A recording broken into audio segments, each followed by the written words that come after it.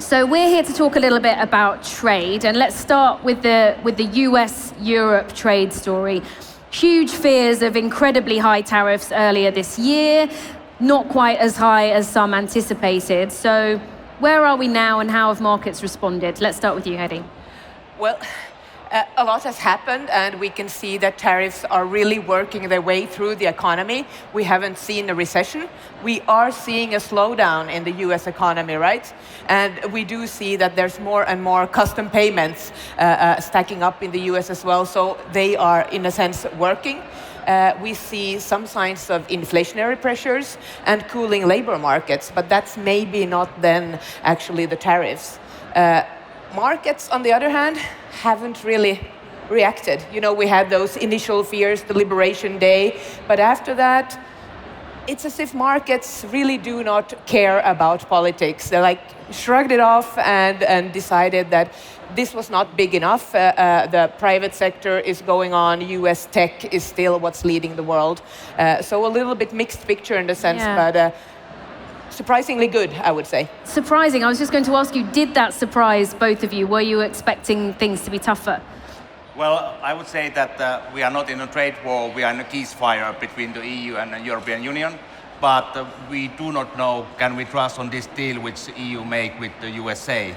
The companies want to have less uncertainty on the market, and now we hope that the implementation, application of this deal will lead to some kind of stability.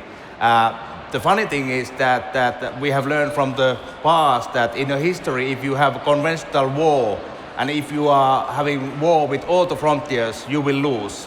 Consider Hitler or Napoleon. Mm-hmm. Now President Trump is having trade wars with all of his friends and enemies. And this is the question mark for global economy and also for European and Finnish economy, how we can survive from this kind of trade war and how the US economy will survive. Because USA is also part of the global supply chains. And this tariff will hurt both us, but also the American companies as such.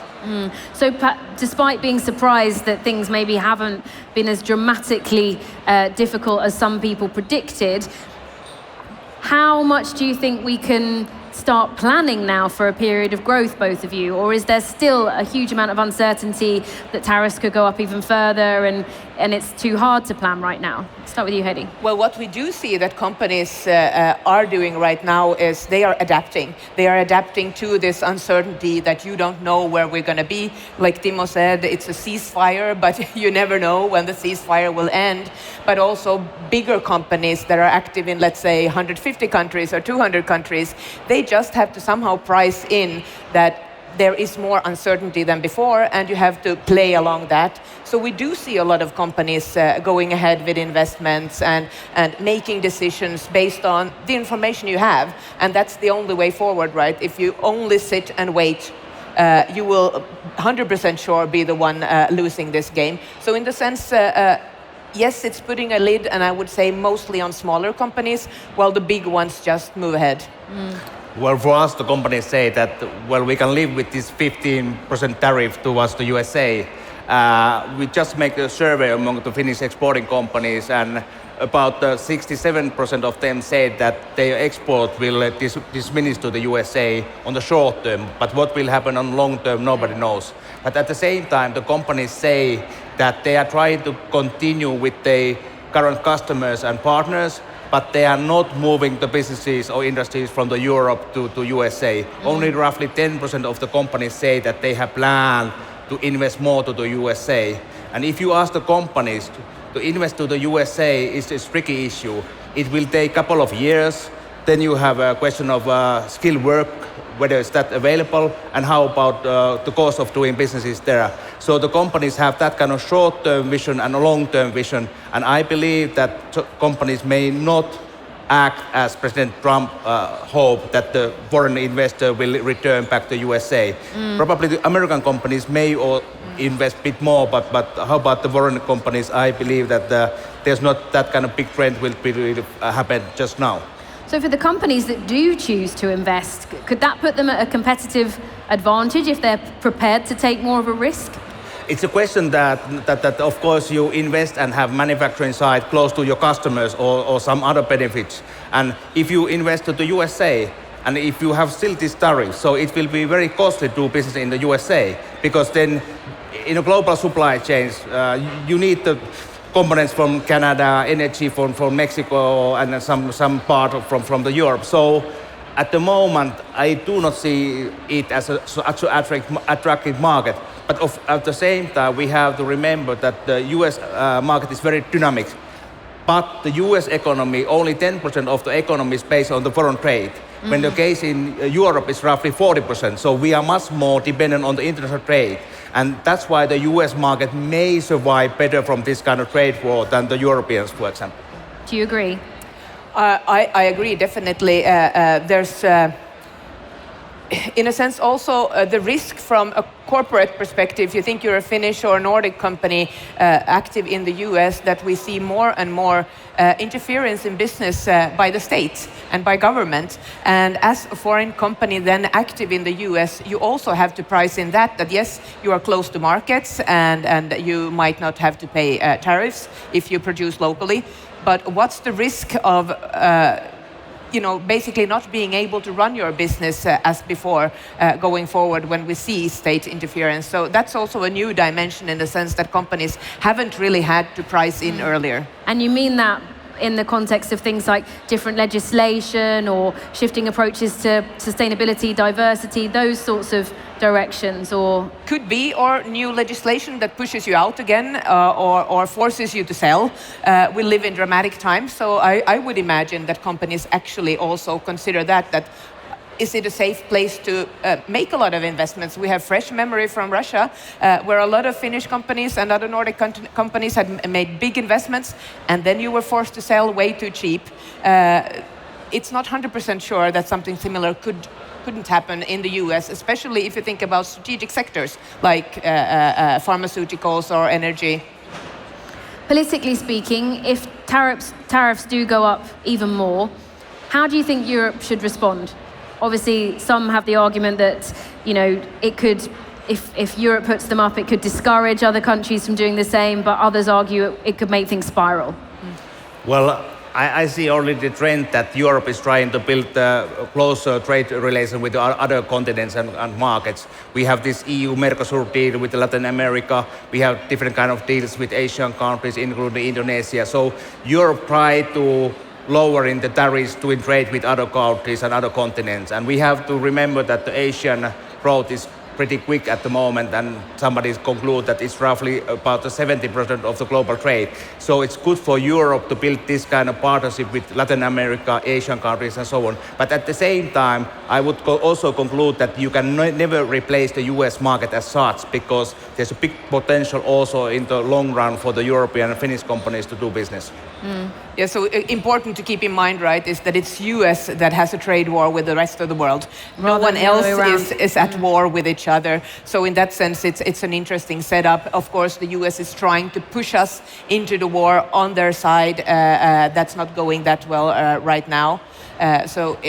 In that sense, I also see that it's more take the positive twist and look at the rest of the world.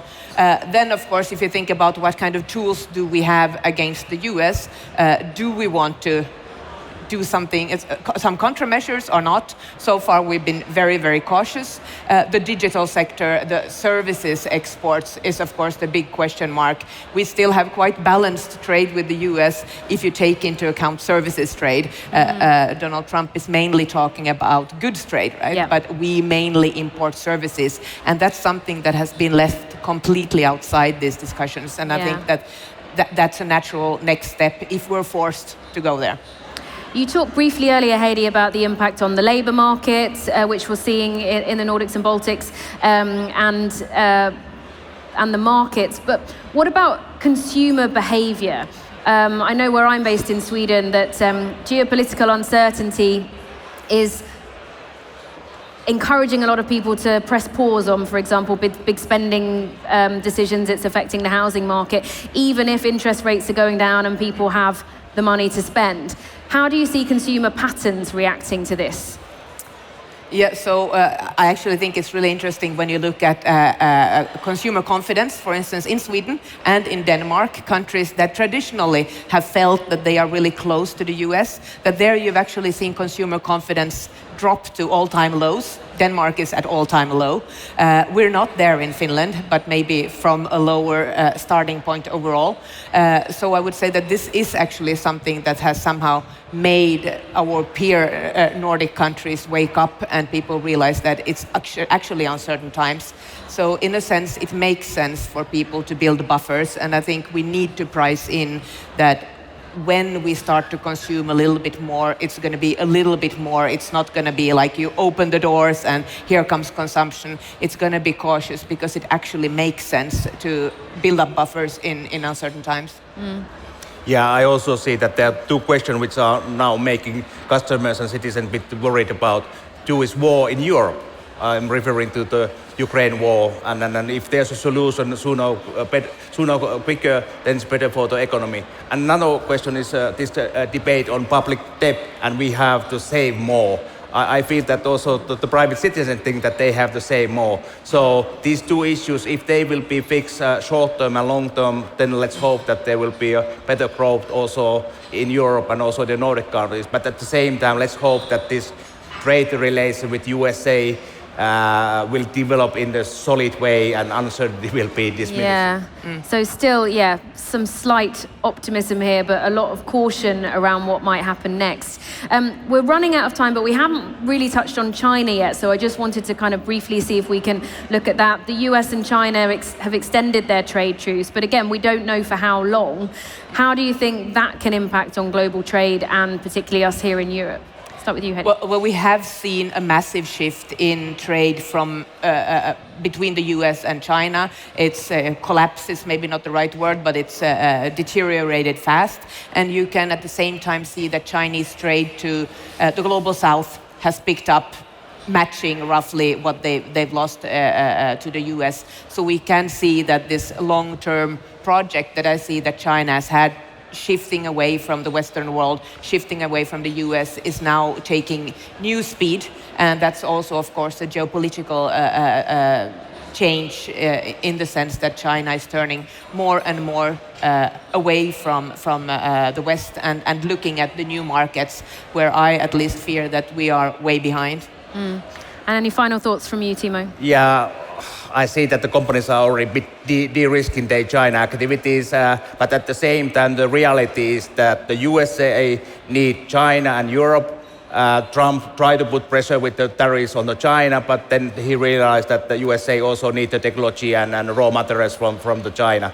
The EU is also in the situation that we both need China and the USA in economic terms, and especially the USA partnership with the security reasons. So in this dramatic triangle, there have to be some new balance to be found between these three parties.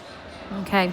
Well, uncertain times continuing, but thank you so much for sharing those valuable perspectives with us, Heidi and Timo. Let's give them a round of applause.